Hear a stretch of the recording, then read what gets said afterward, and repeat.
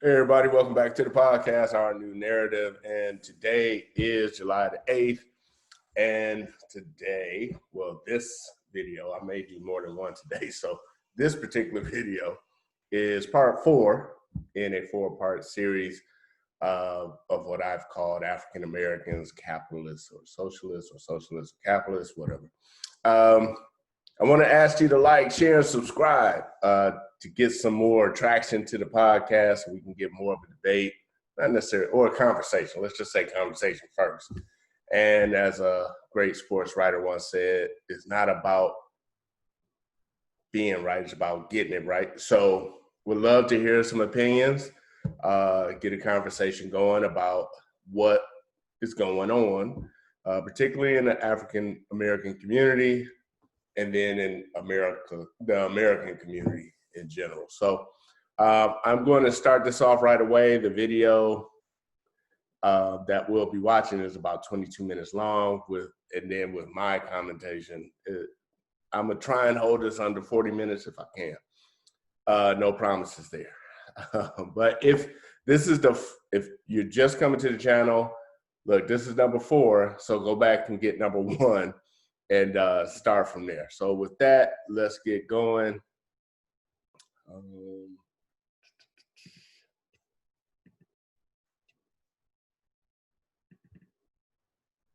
Here we go. City named the college. Kids came up to me and said, I cannot be financially successful compared to my white friends. Do we feel, as a culture, that African Americans, we can never be as successful financially as a Caucasian individual? It's a horrible way to think. Yeah, I don't think anyone on this panel thinks that. I think it's case by case. I have a dream.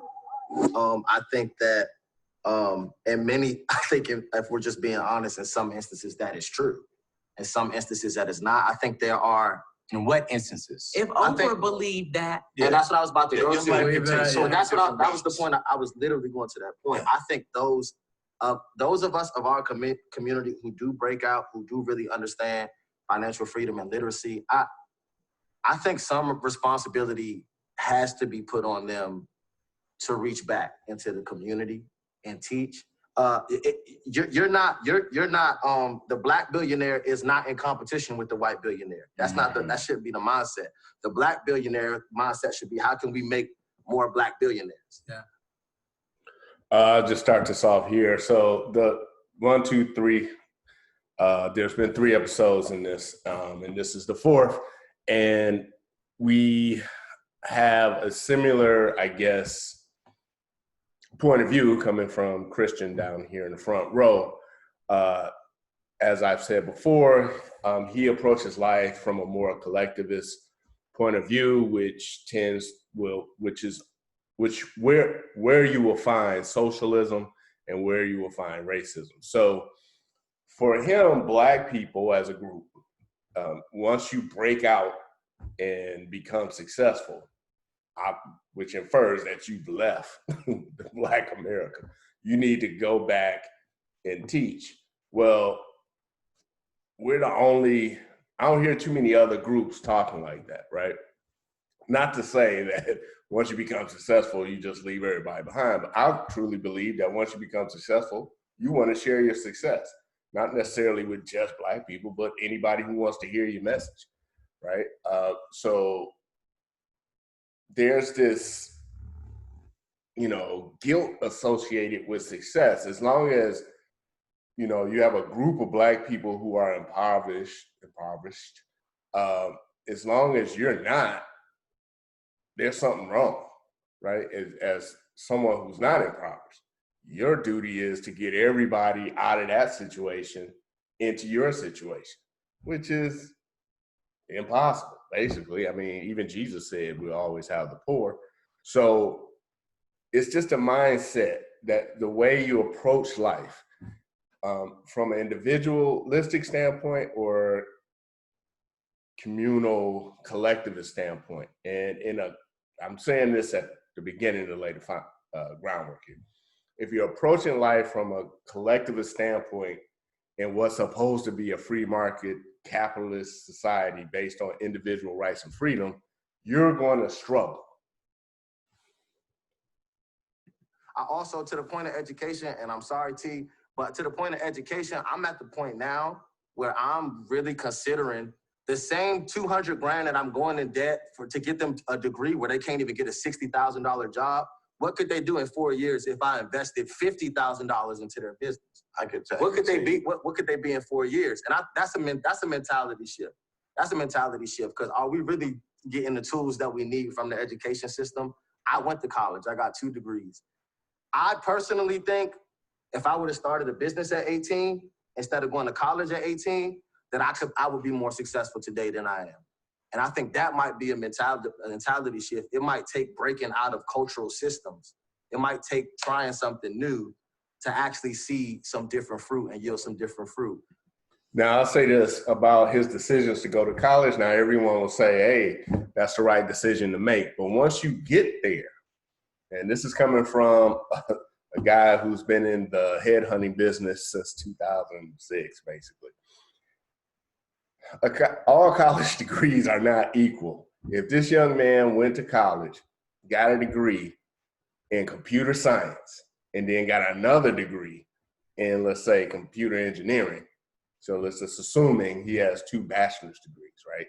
Or he has a bachelor's and a master's. So if you get a degree in computer science you get a bachelor's degree in computer science, then you get a master's degree in, let's say, machine learning, he wouldn't be on the panel.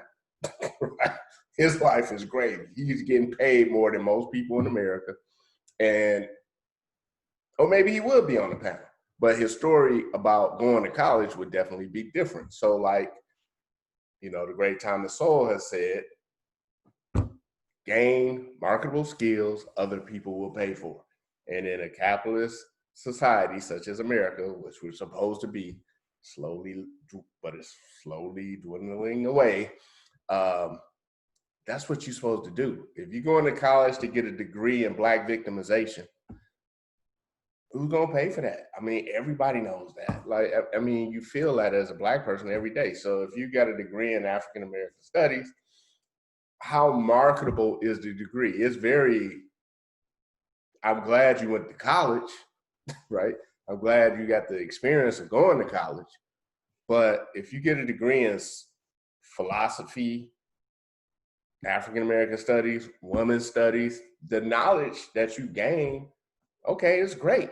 But how applicable is that knowledge in the free market?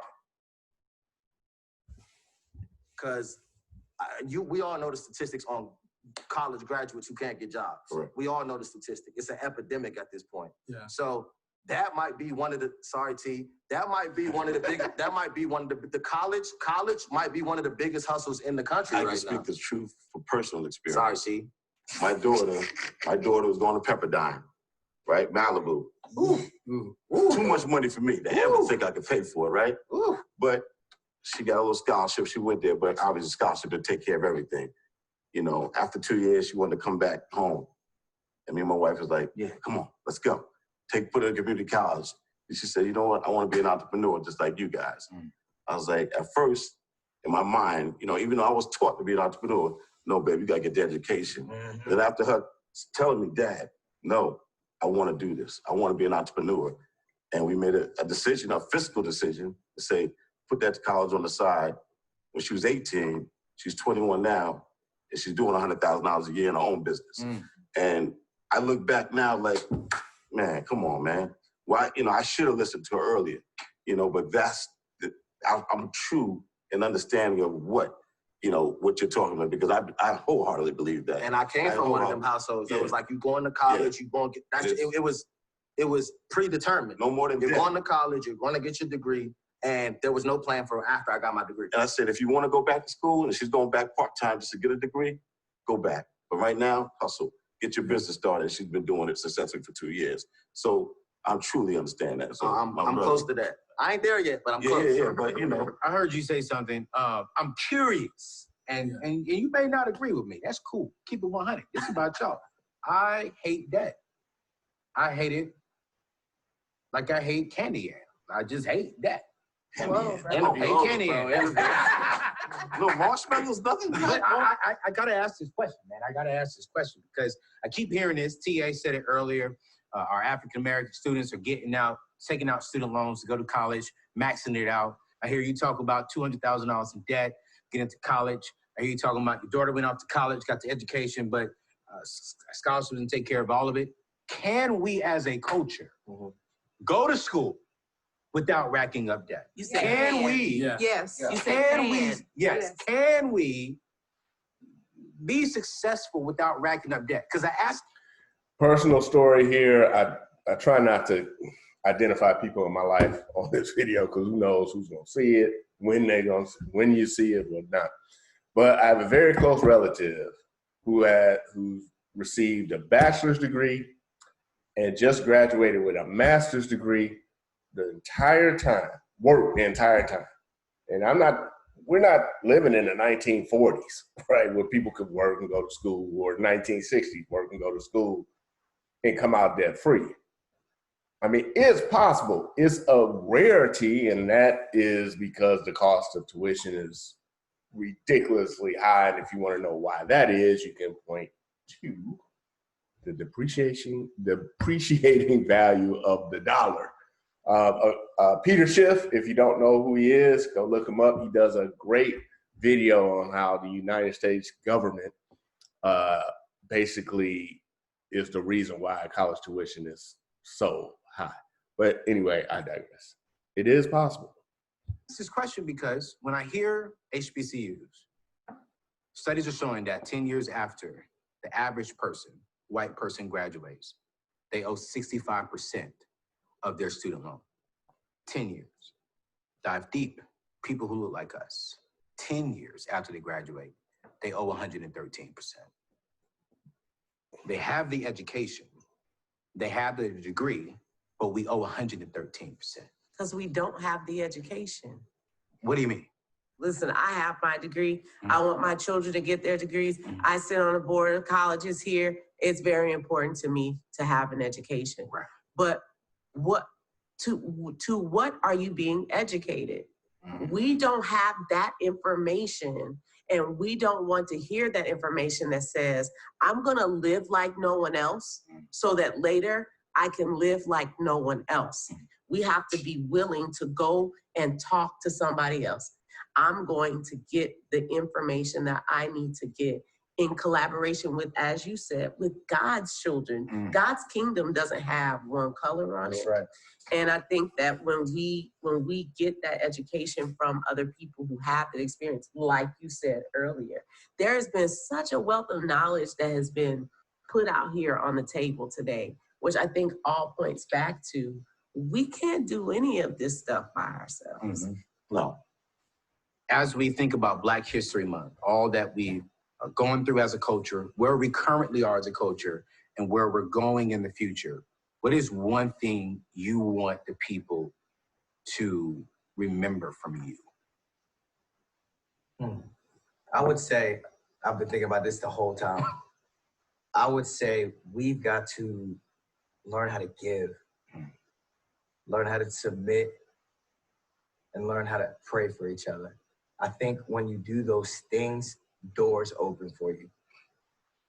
Large doors and opportunities open for those that are willing to give and sacrifice and open their hands up and not be so tight.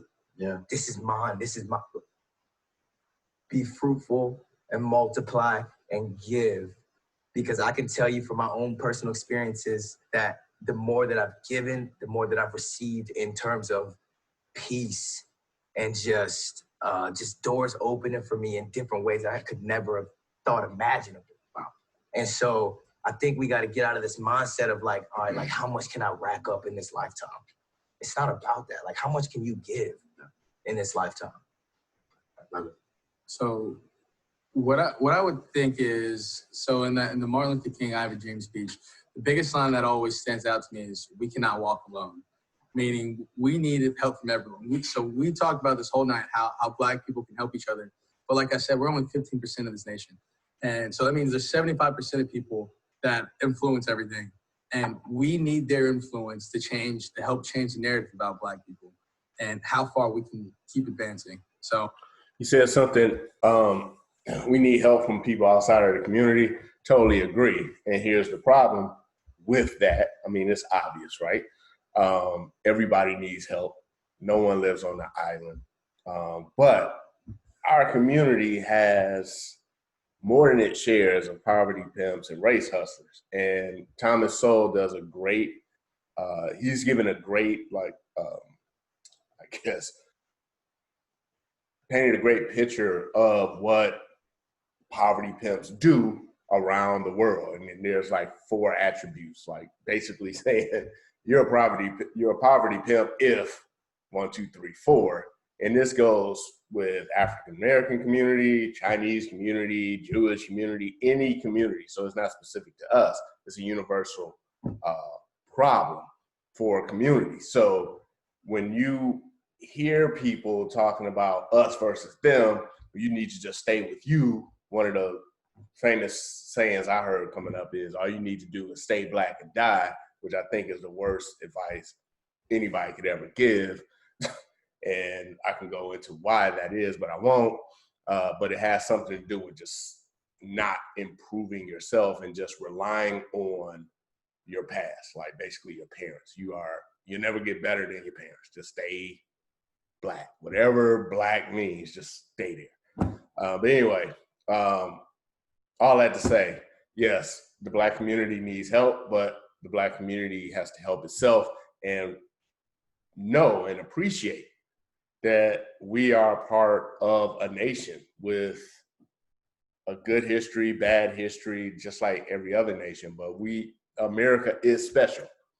And we don't even know as a community what makes or what made America special. And if you ask anybody, oh, it's racism, or it's killing Indians, or, they stole a whole bunch of land. No, that's happened throughout history. One thing that made America special was capitalism, individual freedom, individual responsibility, our rights bestowed upon us by a being greater than ourselves, and the suppression of government, right? And so that's kind of flipped on its head today, but that's what made America special. Slavery didn't make America special. Slavery's been going on for 9,000 years. Black slavery, whites enslaving blacks, blacks enslaving whites, Chinese enslaving everybody, Jewish enslaving people, Jews were enslaved. So slavery is not nothing new to any country. So I think that narrative of, again, always going back to the narrative, slavery was America's original sin. No, it wasn't, because England set up slavery before America became America. And that was like 100 and something years before America became America. And before England allowed slavery to flourish on what's now known as America, everybody in the world used slaves. Everybody was either enslaved or was a slave. So again, the narrative. So that's the biggest thing. We can't walk alone. We need the good people from every race to help us fight our fight and keep going on. I totally believe in racism. I think systemic racism is the greatest form. I think it's alive and well and vibrant, especially over the past 3 years. I think classism is bigger than racism and equally destructive. I think all of these things are real. So my takeaway message, not to any other race. I don't think we even stand in a place to give them instructions. I think even when it comes down to white privilege, I don't think white people take white privilege. I think it's given to them and they don't give it back. I think they can't, it's not something they're taking. It's not something they're asking for. It's given to them. And that's not their fault. So not addressing any other race, just addressing our own people. I think because classism and racism and all these things exist, I would tell other people that look like me, other Black and brown people, don't prove them right. That's my only message. I think I don't have children yet, but when I have children, that's going to be my message to my children. You don't prove them right. You can't alter what anyone thinks of you. You can't alter, you could, try to do everything right and people are still going to have an opinion of you. You can't change that. But what you can do is not prove them right. And I think I work at a HBCU, so I see thousands of Black young people every single day. And I take a personal responsibility to pull them to the side one at a time if I have to and say, don't prove them right. Don't be in a certain place, act in a certain way and prove them right. Don't make this mistake. Don't follow this path. I worry about our students when they go home for Christmas because there's somebody in the neighborhood that's jealous that you're going to school. And they might want to just ruin that for you because they're angry that they didn't have the same opportunity. Don't prove them right and be out there and give them a reason, And it sounds like it's kind of conditioning as a reaction to post-traumatic stress. But I think that's just my personal view on it. If we don't prove the people that think the worst of us right, we'll get at least an inch ahead. Well, I'm going to talk about her motivation for being a good citizen. It's basically not to prove someone outside of yourself right. So there's an assumption, like she said, she believes in racism. She believes in systematic racism. And look, I'll be the first to tell you, racism is never going away. Meaning, there'll always be someone out there, at least one person on planet Earth, who dislikes someone based on an attribute they have no control of, which is your race. Now, how do you go through life with that reality? Do you plan your life, or do you go through life thinking of that? Like, oh, racism is around every corner, or there's a racist in every job interview that I'm applying for. You're defeated already because you'll always be Black, right? So that means you're a perpetual victim. If racism always exists and you're Black and white people are always going to be racist, then you're a perpetual victim. Just go jump off a bridge, man, you lost. So I don't believe in racism that way. I don't see racism that way. Racism is not that powerful, right?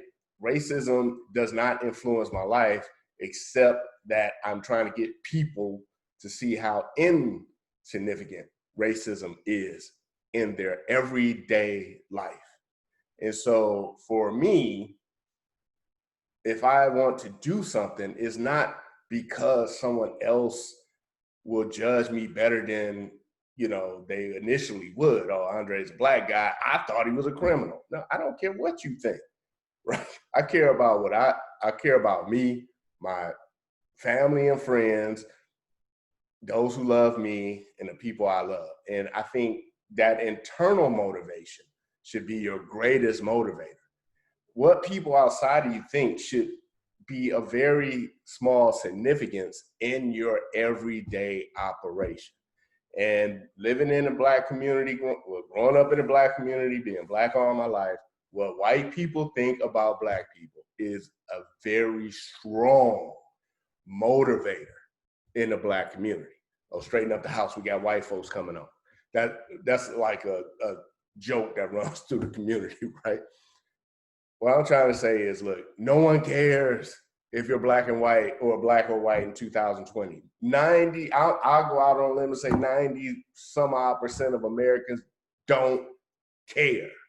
So if you got skills, if you're a nice person, if you clean, bathe, brush your teeth every day, and you can add something to what other people are doing, that's all that matters. And if you approach life like that, your everyday life should be a lot happier, right? And then that one day out of the year or that one day out of the decade when you run into some idiot who's a racist, you got all of this, you got all of these other days, all of these other years where you were happy just living your life for yourself and your family and your community.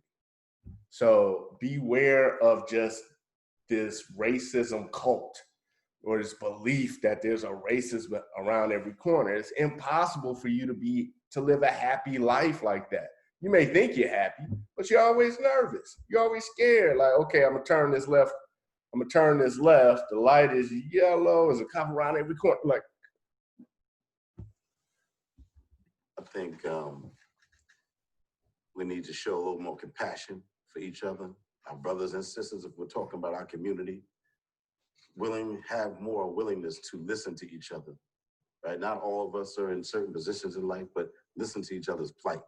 You know, you can learn something from somebody that doesn't have as much as you. You can teach them vice versa. Yeah. You know, I think not allowing the blood that's been spilled on this United States of America from your ancestors go in vain, right? Do everything you can. Educate yourself, learn, reach out to mentors, make phone calls, do what you got to do if that's what you want to do and become more successful or change the situation.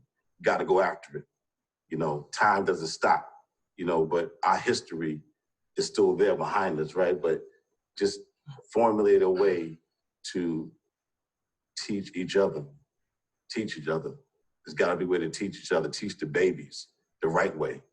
You know, be that symbol of hope, be that beacon of hope. That's it. I can sum up my final thought to this whole thing in a simple verse, Bible verse. Don't lay up treasures on earth where moths and rust corrupt, but lay up treasures in heaven. My main message would be that even though all of these issues that we've discussed today are real and are valid, this life is but a vapor. And in the grand scheme of things, nothing we talk about will go with us into eternity. I would say invest in eternal life. Like my man was saying, invest in your inner security and your self-esteem and your self-worth and producing fruit of the spirit and peace and joy and love. Those are the things that are never going to die. Those are the things that are eternal.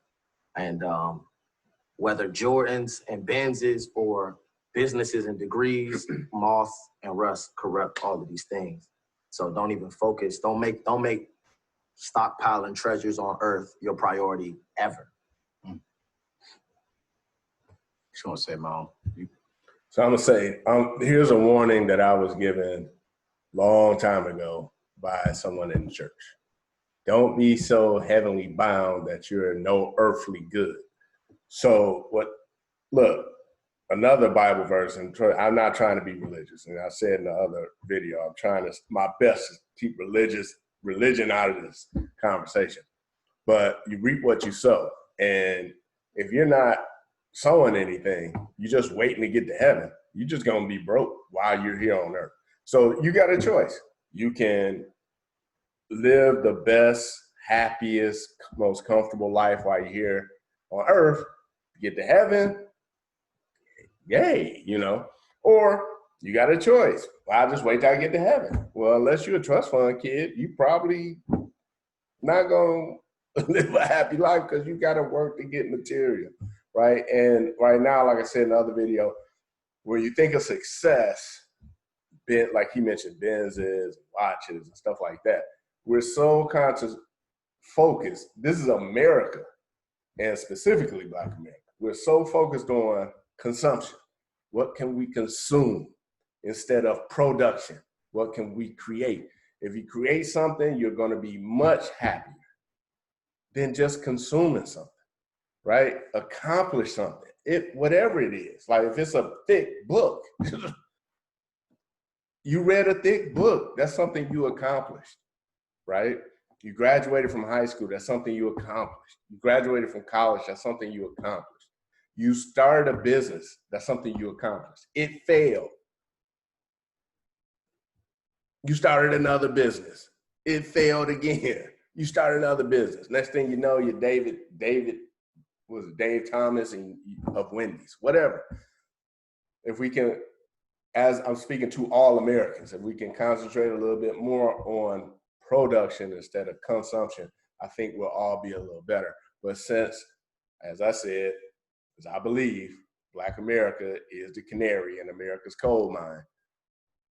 As we go, America goes. So we all got to be careful and careful about being solely focused on consumption, and there needs to be more emphasis on production. You've been quiet. Oh, this was also great. The one thing that I would say is tying back to when you're talking about reading, just the power of renewing your mind, like regardless of what anyone has ever experienced or went through, there's so much power when we're just renewing our mind with truth, or at least what's in, like the areas that may feel like it's lacking, to invest in that, because whatever you, and like your actions are a reflection of your belief system.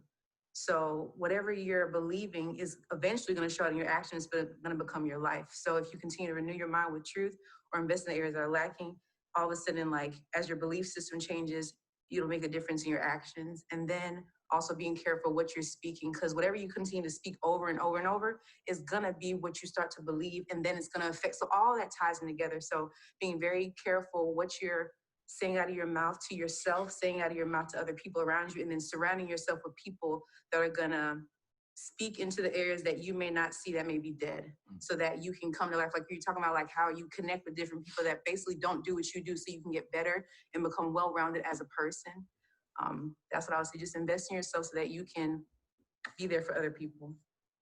Piggybacking off of that and going back to what Christian said, if we ended the way that we began it, in the beginning was the Word, and the Word was God, and the Word was with God, which lets us know that everything is circulating around words. I am the result of the words my father said to my mother. And I think that we have to be careful. There was a song when I was a little girl, oh, be careful, little mouth, what you say. And I think that was so key, what you just finished saying, Simone, is that one of the things that I teach my team and that I teach my children is speak what you seek till you see what you've said. And I think that's the greatest investment that I could have ever made in them, is that power of life and death lie in our tongue. But more than anything, if I could give a thought to end what I've heard each and every one of you say, is that work is required of us. That to whom a lot is given, a lot is required in exchange. That you don't get to sit in this chair without having done something. You don't get to come to the table and get to be a part of the conversation without having done something. That's right. That work is required of you, and we expect to have great and amazing things while being mediocre. And mediocrity doesn't get you the kind of life that people write stories about. So I want to, truth. I mean, every time she talks, I want to, where's the donation plate? I'll give you some money, whatever. She's speaking the truth every time. She's coming from a point or a place of an entrepreneur. She's a capitalist in America. She understands what the community, the society, the country she lives in requires something. Work is one of those things. I want to address something she's bringing up, but not bringing up. In order to be successful in anything, say if you want to be a successful basketball player, right? What do? You go and find a coach. You go to basketball camps. You read books on basketball, right? I mean, Mike Tyson said he watched, countless hours of videos of other fighters, including his training, right? But when it comes to being capitalist in America, who does little Andre go to? Well, if Andre is surrounded by a bunch of socialists, what can he do? Like, it's so hard to get the training or just the different mindset needed to be happy and successful in a free market capitalist society if your whole community has a socialist outlook. Everyone thinks like collectivists, and their whole world is based on racism. It's impossible for that little Andre or little Johnny or whoever, Peanut or Man, to stay in that community and be a successful capitalist. What ends up happening is little Man, Peanut, whatever, leaves that community. This community calls him a sellout, Uncle Tom. He's happy out here with the rest of the capitalists, and then the people that's been left behind in socialist land look at him and say, well, you need to come back and rescue us, right? So that has been a problem in the Black community, I think, since the 60s, welfare state and all that stuff. But like I said in part one, when I read episode from my book, part from my book, I don't feel we should have to leave our community for a person to be deemed successful. Why not make the community successful? And you won't have a successful community in general in America if the community, by and large, has socialist values. It's just not going to happen. It hasn't happened. And it won't happen. Mediocrity doesn't get you Mercedes-Benzes that are not attached to, can't sleep at night with an inability to pay for them, or even Jordan tennis shoes. And so I think the biggest thing for me that I would hope that anybody knew is that you've got to put in the work. When you hear this last thing, one word. When you hear this, what is one word that comes to mind? One word when you hear this. Black people. Resilient. Powerful. Beautiful.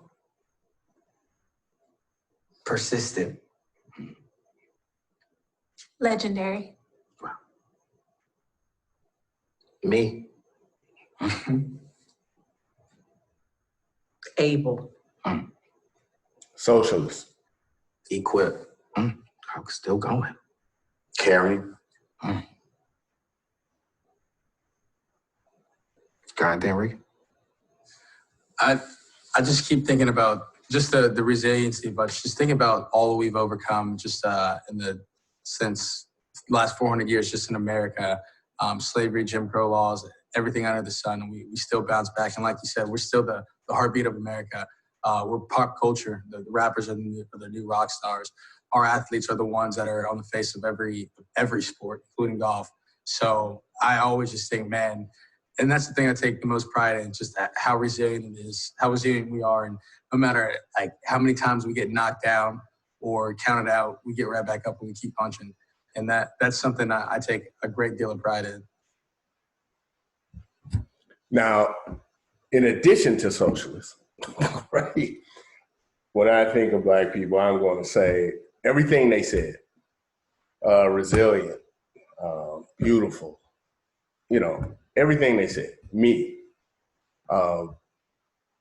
But I didn't, and I'm going to say this, misinformed about our history, specifically in American history in general, which has led to a very dangerous narrative that a lot of African Americans live within or under or, walk through life in or whatever, however you want to put it. And I think, conversations about how can the Black community get better, these conversations have been going on forever, in my lifetime anyway. And I believe one of the biggest, if we can do two things, realize that our community has been hijacked somehow to become, this socialist minds, to have this socialist mindset. First, that realization will help people understand that, I need to look internally, because under the framework of this country, I'm supposed to be the individual first. So the Black individual within the Black community, right? That's one. And then two, you'll start to see through the BS that poverty pimps and race hustlers are pushing, and their influence will start to dwindle, along with the ridiculous media this bombardment of Black victimization from the media will you'll start to see it for what it is, right? If you're a perpetual victim, you're perpetually looking for a savior, and that savior is often in the form of a politician from a certain political group. I think with all the differences in opinion here tonight, it's amazing how we can still circle back and just be proud of the people that we are. Yeah. And I hope that's something individually and collectively that we never lose. That's like right. I've never felt sad that I was a Black person. I've never wanted to be anything else. No. I'm happy about it. I'm That's proud right. of it. And I hope collectively as a body, we always will be. That's right. Yeah. Well said. Such a deep and intellectual conversation tonight from dear friends of mine. And when you think of Black people, I'm curious to know, what is one word? I want you to type that below and let me know what is your thoughts. But if you watched all 4 parts of this, thank you so much. I'm curious to know, what did you think about this? Do you want to see this again next year? What are some more questions? Maybe I can follow up and answer as well.